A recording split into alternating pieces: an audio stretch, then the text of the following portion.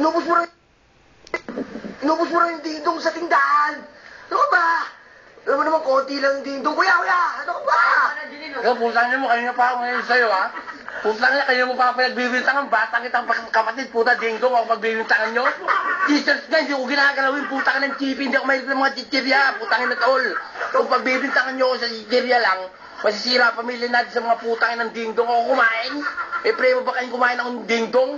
Buha ka ng ina naman. Magtagal na natin magkapatid tol, ginagalang kita, pero dingdong, di mo ko pwedeng malo sa dingdong, brad. Mamatay mo ang magulang natin, ding-dong. Ang puta naman, oh. Tapos yung isang araw, Mr. Chief.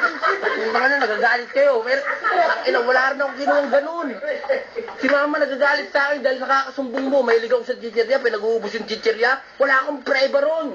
Tangina, hindi ako kumakain ng chichirya. Tangina, kahit na anong chichirya, hindi ko kinakain dito sa tindahan. Lahat, lagi ako nagbabantay dito. Wala akong kinukuha rito. Wala akong ninanakaw ng mga chichirya. Puta, chichirya, hindi ako makain ng chocolate. Kinakain ko. Obleron ang gusto ko, pero chichirya, puta kayo na malinis ang bunga ako sa lahat ng chichirya na yan. Shit!